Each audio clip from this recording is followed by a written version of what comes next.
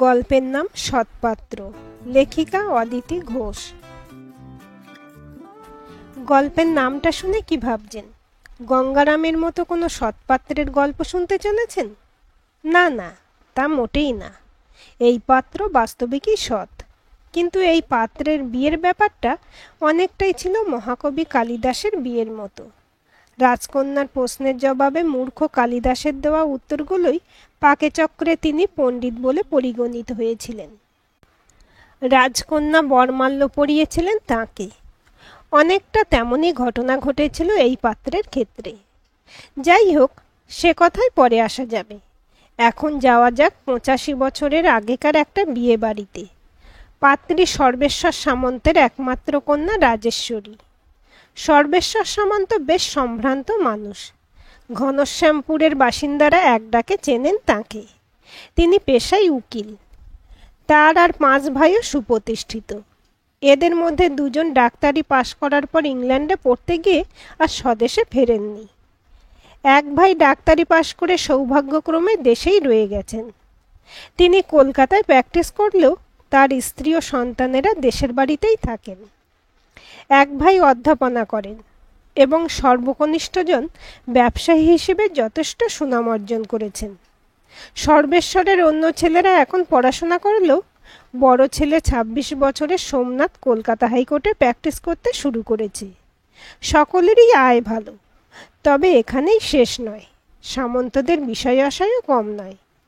খান সাতেক পুকুর, 2টো বড় বাগান, 100 বিঘে চাষের উপযুক্ত জমিও রয়েছে তাঁদের। এসব দেখাশোনা করার জন্য বেশ কিছু লোকজনও আছে। যৌথ পরিবারের সর্বময় কর্তা সর্বেশ্বর সামন্তের চালচলন অনেকটাই রাজকীয়। গাড়ি থেকে নেমে রূপোচ্ছরি হাতে সর্বেশ্বর যখন সিংহদুয়ার পেরিয়ে আসেন, তখন সকলের মধ্যেই একটা তটস্থ ভাব দেখা যায়। একমাত্র মেয়ের বিয়ে, তাই সর্বেশ্বর সামন্তের হাঁকে ডাকে বাড়ি কাঁপছে। পরপর 4 ছেলের পর কন্যা সন্তান লাভ করে আনন্দে আটখানা হয়ে গিয়েছিলেন সর্বেশ্বর। আবেগে আপ্লুত হয়ে নিজেই মেয়ের নাম রেখেছিলেন রাজেশ্বরী। পরে সংশোধিত হয়ে সেটা হলো রাজেশ্বরী। সেই মেয়ের বিয়ে বলে কথা। এলাহি আয়োজন। নহবতখানা থেকে ভেসে আসা সানাইয়ের সুর কানে আসতে মাঝে মাঝে কেঁপে উঠেছে সর্বেশ্বরের বুকের ভেতরটা। আজকের আনন্দকে ছাপিয়ে মনের মধ্যে উঁকি দিচ্ছে আচ্ছন্ন বিচ্ছেদের ভাবনাটা। মাত্র 1 মাস আগে রাজেশ্বরী 12 পেরিয়ে 13তে পা রেখেছে। সারা গ্রামে রাজেশ্বরীর সমবয়সী অবিবাহিতা কোনো মেয়ে নেই। মোটামুটি 10-11-র মধ্যেই বিয়ে হয়ে যায় সকলের।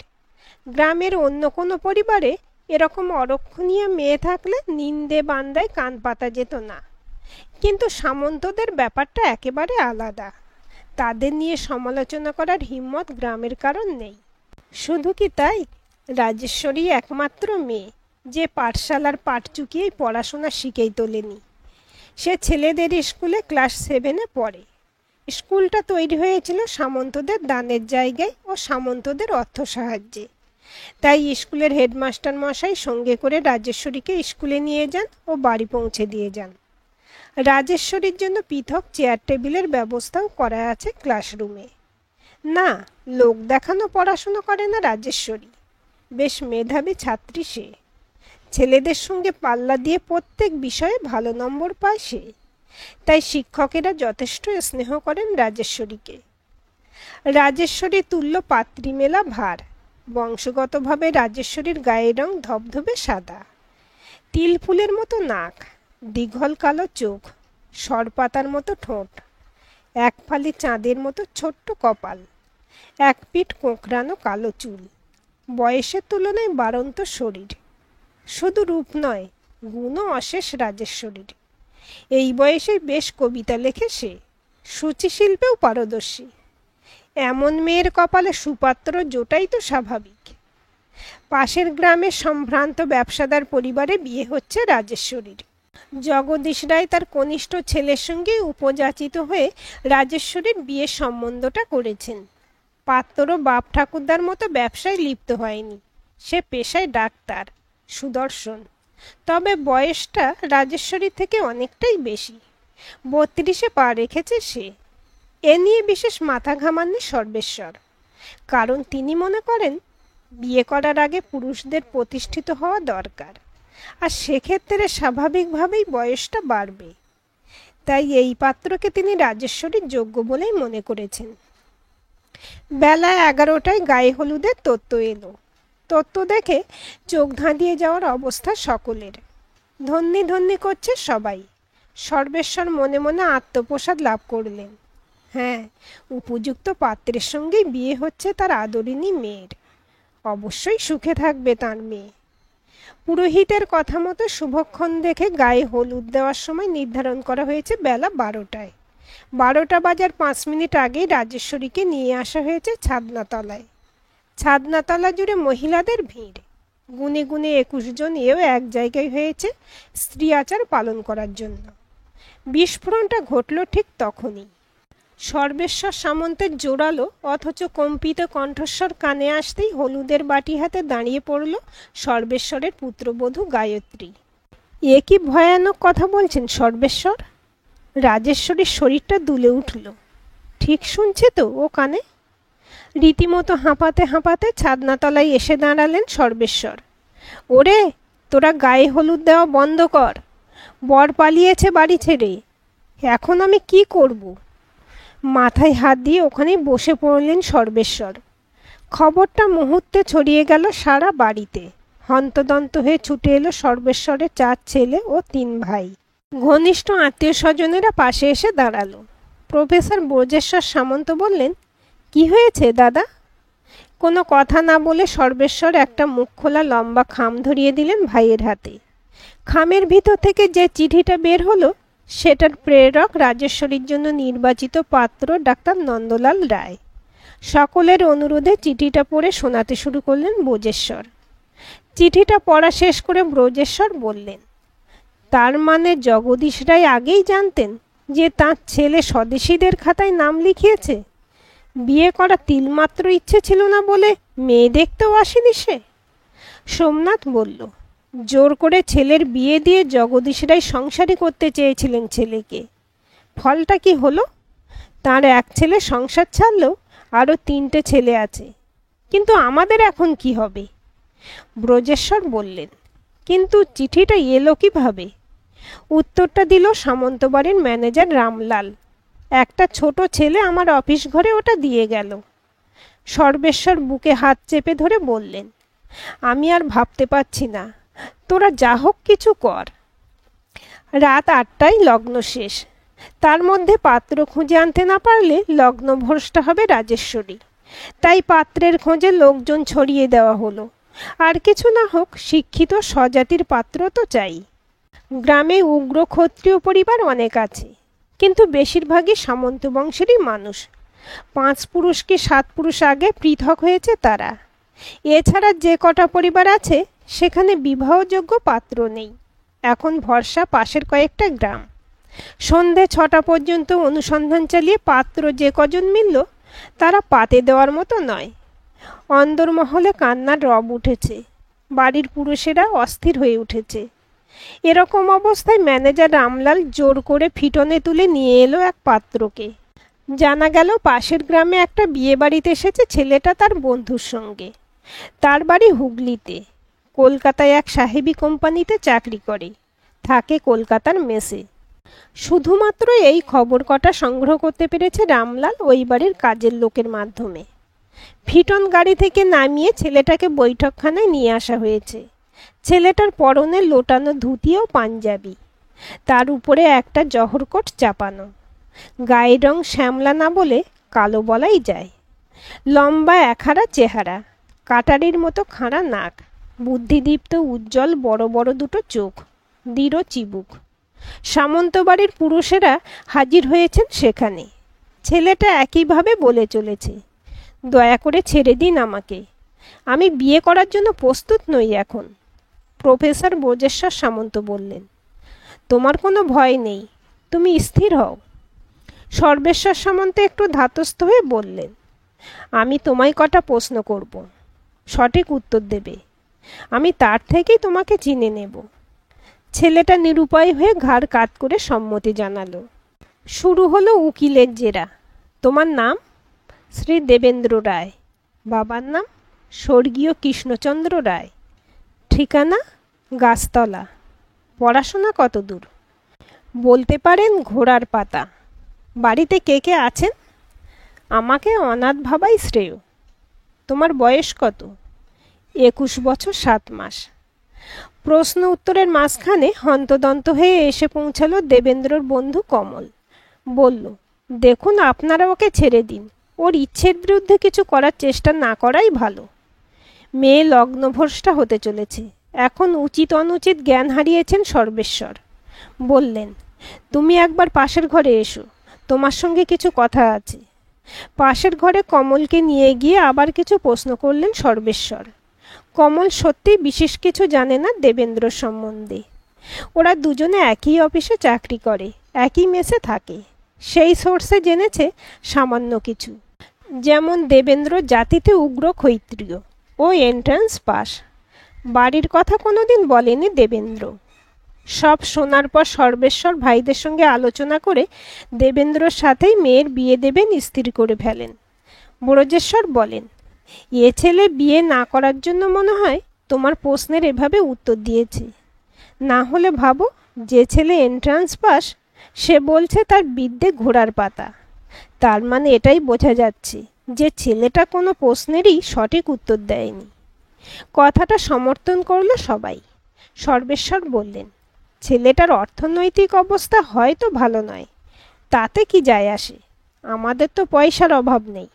বিদ্যে বুদ্ধি থাকলে সেই পুরুষকে প্রতিষ্ঠিত করে তুলতে বেশি সময় লাগে না। কিন্তু সর্বেশ্বরের কথাই তো এক্ষেত্রে সব নয়। দেবেন্দ্রকে বিয়েতে রাজি করানো যাচ্ছে না কোনোভাবে। শেষ চালটা চাললেন সর্বেশ্বর। অন্দরমহল থেকে ডেকে আনা হলো কনে বেশিনী রাজেশ্বরীকে। সর্বেশ্বর বললেন, এই আমার মেয়ে, একেই বিয়ে করার কথা বলা হচ্ছে তোমাকে। রাজেশ্বরীর রূপে চোখ ধাঁধিয়ে গেল দেবেন্দ্রর। তবু মনের লাগাম টেনে বললেন, মাপ করবেন, আমার পক্ষে এ বিয়ে করা কোনোভাবেই সম্ভব নয়। রূপ, গুণ, অর্থনৈতিক অবস্থা কোনো দিক দিয়েই আমি আপনার কন্যার যোগ্য নই। সর্বেশ্বর উঠে এসে দেবেন্দ্রর হাত ধরলেন। তুমি বিয়ে না করলে আমার মেয়ে লগ্নভ্রষ্টা হবে। একজন অসহায় বাবার মুখ চেয়ে তুমি বিয়েতে রাজি হয়ে যাও বাবা।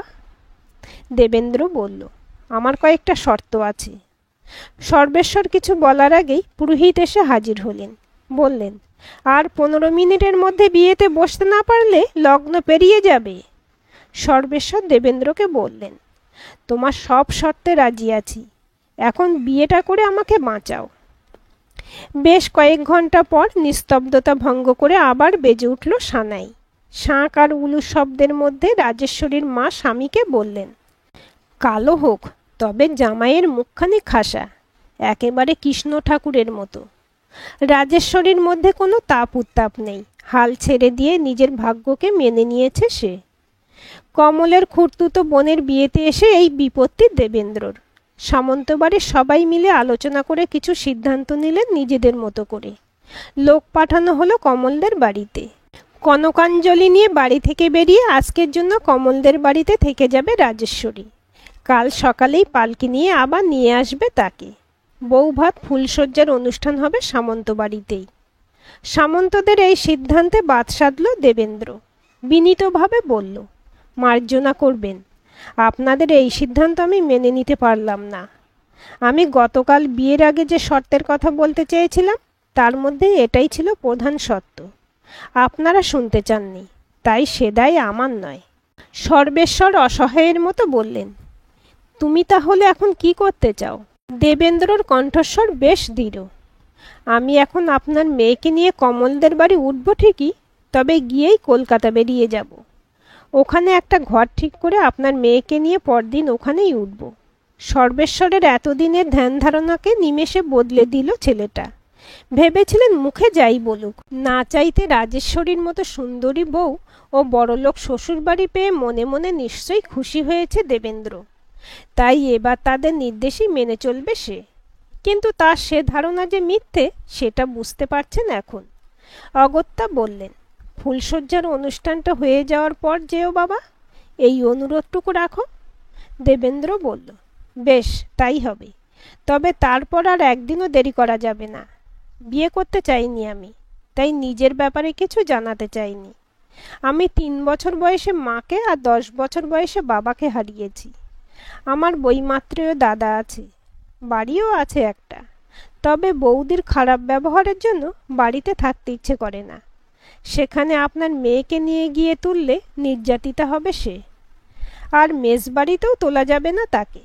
তাই বাড়ি খুঁজতে আজই কলকাতা যেতে হবে আমাকে। সব হারালেও আত্মসম্মানটুকু নিয়ে বাঁচতে চাই আমি। ওটাকে বিসর্জন দিতে বলবেন না। শ্বশুরবাড়ির ঐশ্বর্যে বিন্দুমাত্র লোভ নেই দেবেন্দ্রর। নিজের চেষ্টায় জীবনে প্রতিষ্ঠিত হতে চায় সে। তার অর্ধাঙ্গিনী হিসেবে পাশে থাকতে চায় রাজেশ্বরীও। তাই সকলের নিষেধকে অগ্রাহ্য করে চলে এসেছে দেবেন্দ্রর হাত ধরে। রাজ সুখ ছেড়ে নিতান্ত সাদামাটা জীবন কাটাতে রাজি হয়েছে সে। অভাব অনটনের মধ্যে তাকে নিয়ে আসতে প্রথমে যথেষ্ট সংকোচ বোধ হয়েছিল দেবেন্দ্রর, কিন্তু রাজেশ্বরীর সমর্থন ছিল 16 আনা। তাই দ্বিধা করেনি আর। কপালক্রমে সামান্য খোঁজ খবর করতে চিতপুরে ভালো পরিবেশে একটা ঘর পাওয়া গেল। বাড়িওয়ালি মধ্যবয়স্ক একজন অবাঙালি বিধবা মহিলা। পাশের ঘরটায় তিনি নিজে থাকেন। প্রথম দর্শনেই রাজেশ্বরীকে ভালো লেগে গেছে তার। রাজেশ্বরীর আন্তরিক ব্যবহারে মুগ্ধ বাড়িওয়ালি রাজেশ্বরীকে বেটি বলতে শুরু করলেন। সৌভাগ্য নিয়ে জন্মেছিল রাজেশ্বরী, তাই তাকে ঘরে আনায় তার পিছু পিছু সৌভাগ্য এসে হাজির হলো দেবেন্দ্রর জীবনে। দুদিনের ছুটি নিয়ে বিয়ে বাড়িতে এসেছিল দেবেন্দ্র, কিন্তু 4 দিন হয়ে যেতেই খুব বকাবকি করলেন রোনাল্ড সাহেব। দেবেন্দ্র নিজের বিয়ের ঘটনা জানাতে কোনোভাবেই বিশ্বাস করলেন না সাহেব। ওয়ার্নিং দিলেন এভাবে ভবিষ্যতে যেন কামাই না করে দেবেন্দ্র। অফিস থেকে ফিরে সেদিনই রাজেশ্বরীকে নিয়ে আউটরাম ঘাটে বেড়াতে গেল দেবেন্দ্র। ঘটনাচক্রে রোনাল্ড সাহেবও সস্ত্রীক উপস্থিত সেখানে।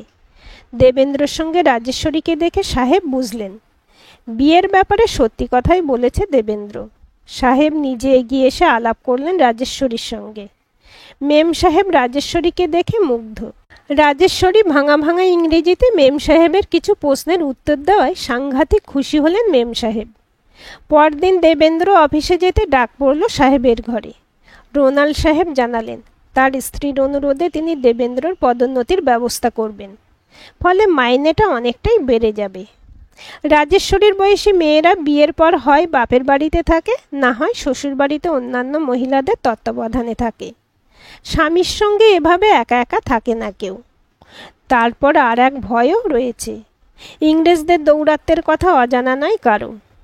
এই অবস্থায় একটা 22 বছরের ছেলের একটা 13 বছরের মেয়েকে নিয়ে কলকাতার মতো জায়গায় থাকাটা যে খুব একটা নিরাপদ নয় সেটা সবাই বুঝতে পারছিল। ফলে রাজেশ্বরীকে নিয়ে একটা দুশ্চিন্তা ছিল সর্বেশ্বরের, কিন্তু করার ছিল না কিছুই। জোর করে দেবেন্দ্রের সঙ্গে বিয়ে দিয়ে নিজেই নিজের হাত পা বেঁধে ফেলেছেন তিনি। অষ্টমঙ্গলায় গাড়ি পাঠালেন সর্বেশ্বর, সঙ্গে ছোট ছেলেকেও পাঠালেন। সে গাড়ি ফাঁকাই ফিরে এলো। দেবেন্দ্র জানালেন যদি জোরে যেতে হয় তাদের, তাহলে আর কয়েকটা দিন অপেক্ষা করতে হবে। রবিবারের আগে যেতে পারবে না তারা, কারণ সবে প্রমোশন হয়েছে তার। এই সময় এখনই ছুটি চেয়ে সাহেবের বিরাগভাজন হতে রাজি নয় সে। জোরে এলো রাজেশ্বরী শনিবার রাত্রে। রবিবারটা সম্পূর্ণ শ্বশুরবাড়িতে কাটাতে রাজি হয়েছে দেবেন্দ্র, একটাই শর্তে। সোমবার সকাল 7টার মধ্যেই গাড়ি করে তাদের পৌঁছে দেওয়া হবে চিতপুরের বাসায়। ঘনশ্যামপুরের পুরুষরা কাজের খাতিরে অনেকেই কলকাতায় যাতায়াত করে, কিন্তু 2-1 জন ছাড়া মহিলারা কলকাতায় যায়নি তেমন। সবাই রাজেশ্বরীকে ঘিরে ধরে সারাক্ষণ কলকাতার গল্প শুনতে চাইছে। রাজেশ্বরী সাহেব ও মেম সাহেবের সঙ্গে কথা বলেছে শুনে অবাক সবাই। রাজেশ্বরীর মা বললেন না পারার কি আছে, ছোট থেকে সাহসী আমার মেয়ে। রাজেশ্বরী বলল সব সাহেবই খারাপ নয়, তোমাদের জামাই বলে ওর ওপরওয়ালা সাহেব খুব ভালো, তবে কাজে ফাঁকি পছন্দ করেন না। সোমবার সকালে চোখের জলে বুক ভাসিয়ে মেয়ে জামাইকে রওনা করালেন সর্বেশ্বর। যাওয়ার সময় রাজেশ্বরী বলল 3 মাসের আগে আর আসা হবে না আমাদের, মন খারাপ করো না তোমরা, আমি বেশ ভালো আছি। সর্বেশ্বর তাকিয়ে তাকিয়ে দেখলেন মেয়েকে। মাত্র কটা দিনে অনেক পরিণত হয়ে গেছে তার আদরের দুলালি। 3 মাস পেরিয়ে গেছে। ঘনশ্যামপুরে পা রাখেনি রাজেশ্বরী। 15 দিন পর পর চিঠি আসে একটা করে, সর্বেশ্বর সামন্তের নামে। মেয়ের জন্য ভেতরে ভেতরে ভীষণ অস্থির হয়ে উঠেছেন রাজেশ্বরীর মা। মন খারাপ সর্বেশ্বরের নিজেরও করছে। শেষ পর্যন্ত স্ত্রীকে নিয়ে সর্বেশ্বর হাজির হলেন চিতপুরের মেয়ের বাসায়। বাড়িওয়ালির সঙ্গে মেয়ের ঘরে যখন ঢুকলেন সর্বেশ্বরেরা, তখন সন্ধে হব হব। হালকা করে ঠেসানো দরজাটা খুলতেই সর্বেশ্বরের চোখ গেল রাজেশ্বরীর দিকে। খাটের উপর বসে একমনে লিখছে রাজেশ্বরী। পাশের 2-3টে ইংরেজি বই পড়ে রয়েছে। ঘরটা বেশ বড় এবং সুন্দর করে গোছানো। ঘরে বড় খাট, কাঠের বড় আলমারি, একটা টেবিল চেয়ারও রয়েছে। সবই নতুন। বোঝা গেল সবই নিজে কিনেছে দেবেন্দ্র। সর্বেশ্বর আস্তে করে ডাকলেন, মা রাজি? চোখ তুলে দরজার দিকে তাকালো রাজেশ্বরী। মা বাবাকে দেখে তাড়াতাড়ি নেমে পড়ল খাট থেকে। অবাক হয়ে বলল, তোমরা? সর্বেশ্বর বললেন, তোর মায়ের বড্ড মন কেমন করছিল, তাই নিয়ে এলাম। রাজেশ্বরী দুজনকে প্রণাম করে উঠে দাঁড়ালো। খুব ভালো করেছ। সর্বেশ্বর রাজেশ্বরীর লেখা খাতাটা হাতে তুলে নিয়ে বললেন, তুই এত ভালো ইংরেজি লিখেছিস? এইসব বই তুই পড়িস? মুহূর্তে উজ্জ্বল হয়ে উঠল রাজেশ্বরীর মুখটা। প্রতি গরবে গরবিনী রাজেশ্বরী বলল, হ্যাঁ, সব তোমাদের জামাই এনে দিয়েছে। অফিস থেকে ফিরে রোজই আমাকে পড়াইও। পড়া হয়ে গেলে আমার লেখা কবিতাগুলো শোনাই ওকে। কথা বলতে বলতে একটা মোটা ডায়েরি এনে দেখালো রাজেশ্বরী। এটা কবিতা লেখার জন্য ও এনে দিয়েছে। সর্বেশ্বর তৃপ্তির হাসি হাসলেন। আজ আমি ভীষণ খুশি রে মা। আমার বুক থেকে একটা বড় ভার নেমে গেল। এখন আমি বুঝতে পারছি, সত্যি যোগ্য পাত্রের সঙ্গে বিয়ে হয়েছে তোর। ওর মতো সৎ, আত্মনির্ভরশীল জামাই পেয়ে আমি ধন্য। দেবেন্দ্র প্রকৃত অর্থে একজন সৎপাত্র। বাবার মুখে নিজের স্বামীর প্রশংসা শুনে আনন্দে ভরে উঠল রাজেশ্বরীর বুক। ওর মুখমণ্ডল জুড়ে ফুটে উঠল এক অনির্বচনীয় ঔজ্জ্বল্য। আজকের গল্পটি আপনাদের কেমন লাগলো কমেন্ট করে জানাবেন। ভালো লাগলে লাইক, শেয়ার, সাবস্ক্রাইব করবেন এবং নতুন ভিডিও আপডেট পেতে বেল আইকনটি ক্লিক করে রাখতে ভুলবেন না।